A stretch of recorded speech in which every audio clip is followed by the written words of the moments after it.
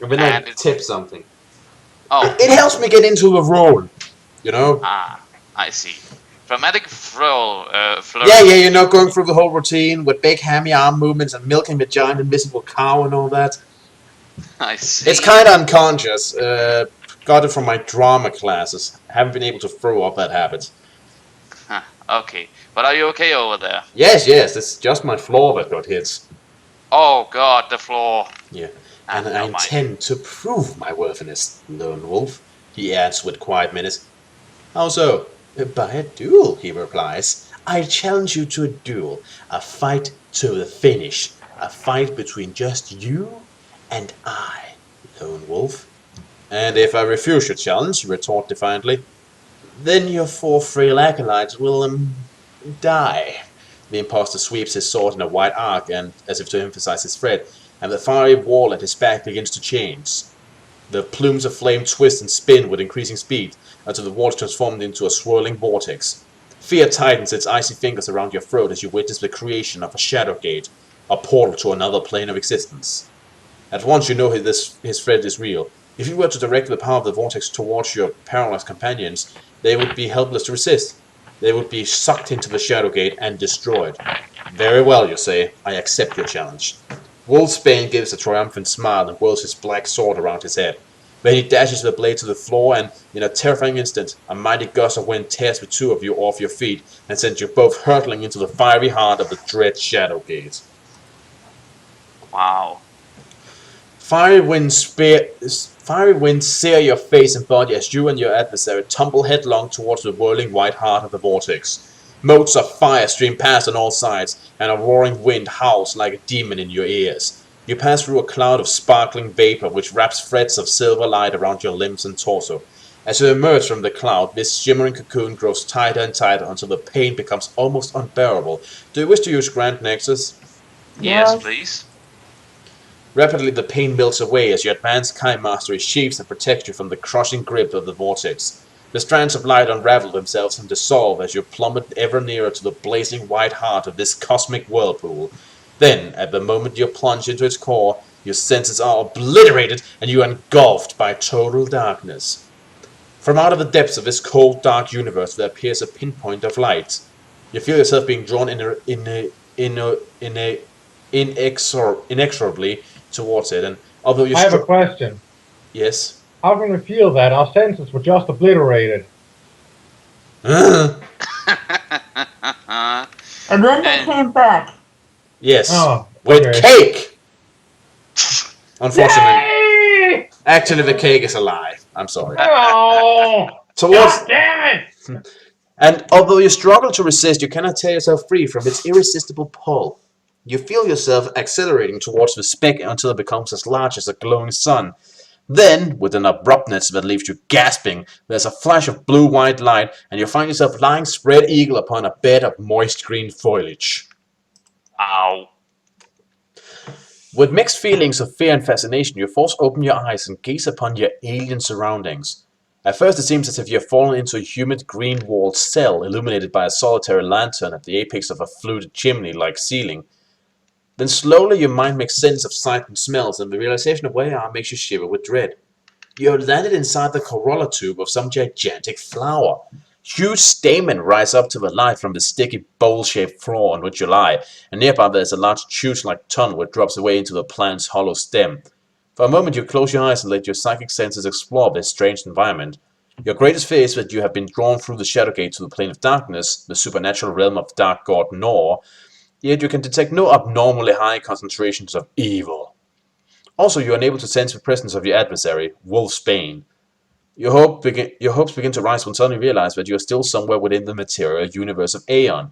You're able to determine that this alien place is not your home world, yet you are certain that it is a planet that lies within the same galaxy as Magnamund. Huh. Would that indicate that Wolfsbane is more of an alien than a... Holy crap. You cling to this small crumb of comfort. That's an expression for you. And resolve to find a way of returning to Magnamund as quickly as you can. You open your eyes and stare around the walls of your planned prison, searching for a means of escape. There appears to be only two ways out, by climbing a stamen towards the light near above, or by sliding down the nearby chute which plunges you deep into the plant's stem. So, up or down? I would say up, because if I'm not mistaken about plants, you're not really supposed to go deeper into them. Sounds like a plan. Up it is. The thick trunk-like stamen is covered with fine hairs, which helps you make the long climb towards the amber-colored light far above. However, as you get nearer to the light, the stamen hairs become coated with lumps of sticky, sweet-smelling yellow pollen. These pollen clusters hamper your progress as you have to struggle to unglue yourself from them every time you shift your position. You are nearing the stamen's bud-like top when you become aware of a distant buzzing sound. Rapidly, the noise gets louder until you're suddenly plunged into semi-darkness. A huge winged insect is hovering directly above you, its multicolored body blotting out most of the pale amber sky. It lunges back and forth with its great head as it sucks away clumps of pollen from surrounding stamens with its long spear-like proboscis. Then the creature detects your presence, and the deafening noise of its wing changes pitch. It rises several feet above the stamen and hovers there for a few moments while it studies you with massive composite eyes. Unfortunately, it takes only a few seconds for the creature to decide that it wants to vary its diet of pollen. With a sinister nod of its head, it extends its proboscis and then stabs its sticky points towards your unprotected back. Do you wish to attempt to defend yourself from this creature or to evade it? I think we should probably evade it, because we have no fly swatter that is big enough for that. Don't we have the power to repel insects? Yeah, we have, but this might just as well be an alien insect. But I can see where you're coming from. Or it may be too big, I don't know. Or maybe it'll bring up the option at some point, depending on what you do. Maybe we got smaller. Honey, I Shrunk the Kylord. But the question do remain. Do you wish to defend yourself from the creature or evade the creature? I say evade. I agree, let's try that. You retreat along the stamen as fast as you can, yet the sticky pollen conspires to slow you down. Then there's a sudden rush of air, and you are forced to flatten yourself behind a gluey pollen cluster as the insect's lance-like proboscis comes hurtling towards your back. Give me a roll of a die. And add 2 for having pathmanship and assimilance. 8. Okay, just a moment. Need a drink here.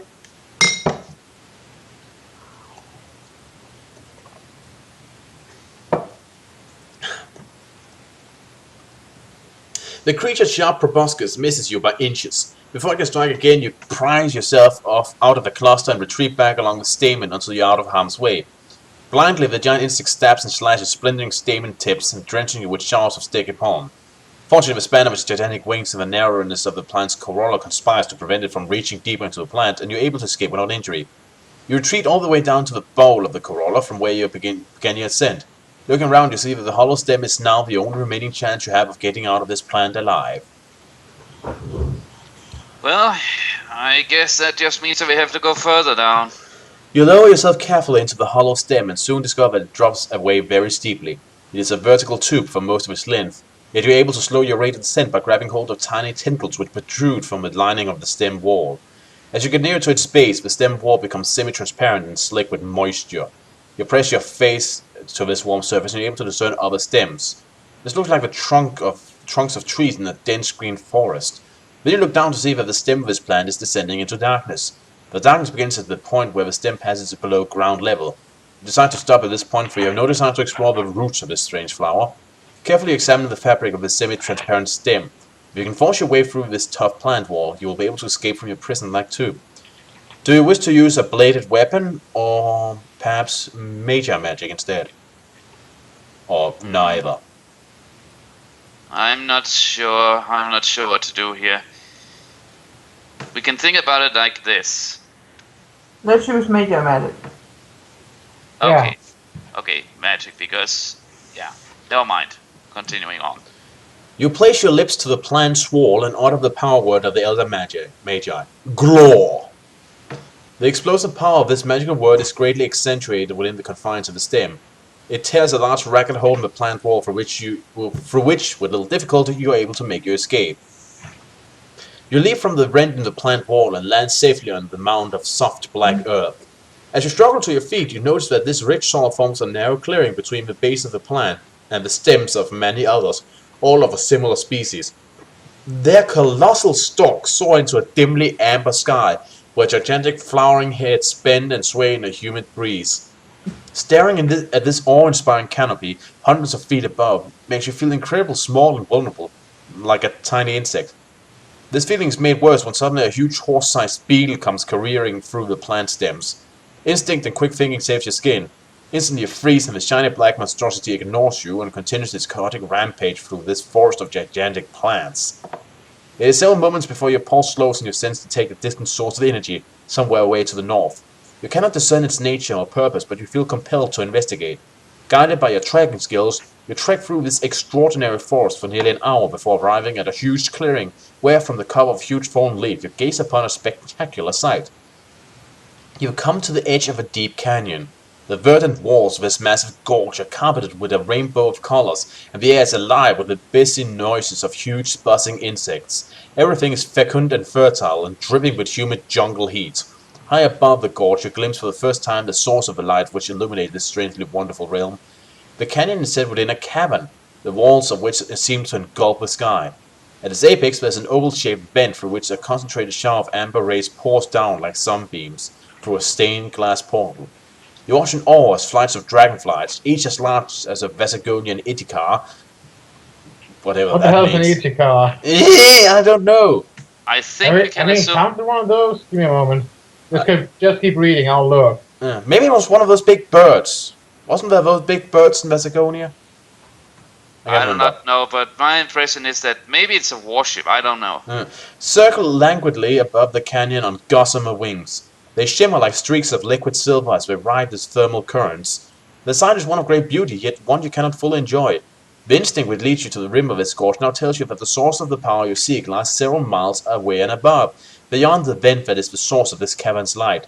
Carefully you consider your predicament and determine that in order to escape, you must reach the vent, an exit that lies more than 1,000 feet above the rim of the gorge. You regard the distant vent with trepidation. It looks to be so high and so far away that you fear an escape from this world may truly be impossible.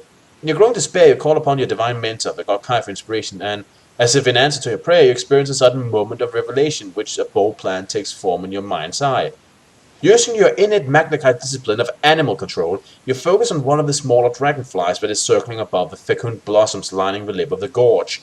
Instantly it responds to your silent command and comes soaring down to land in a nearby clearing. Like a tame and obedient horse, this winged creature waits patiently for you to clamber upon its back. Then, once you are in position, it takes to the air with such speed that your stomach feels as if it has been physically torn from your body. Several minutes pass before you fully recover from the shock of the stunning, swift takeoff and are able to sit back and enjoy the spectacular aerial views of the gorge. Using your palms and your knees, you quickly discover that you are able to steer the dragonfly towards the distant vent. Unfortunately, your ascent does not go entirely unnoticed. You are close to a mile above the canyon when suddenly your insectile steed attracts the unwanted attention of a larger, predatory dragonfly. This predator is big and faster than your encumbered mount, and as it circles around him, it is clear that it is simply biding its time, awaiting the best moment to strike. You draw your weapon and tighten your grip on your mount's scaly back as the predatory dragonfly swoops down to make its initial attack. And there's a picture of the thing that's coming for you. Uh-oh. By the way, I discovered that an Ichikar is indeed that the Ichikar are indeed those huge birds. Yeah, that comparison from Macedonia used as mounts. Yeah, that comparison would probably have worked a lot better if we had seen them more than once. Anyway, here's a picture of the thing that's coming for you. Jesus! Yeah, I get the feeling that thing there is going to be very deadly. Also, slight note, we're on its scaly back. I'm pretty sure insects don't have scales. No, they have an exoskeleton. Yeah. Plate and all that. I guess it's just how Lone Wolf would describe it. I don't know. And then maybe he doesn't know what an exoskeleton is. In any case, you are fighting Golaxus. Yeah. Golaxus. In other words, a giant-ass insect that is going to try and kill us. Yep.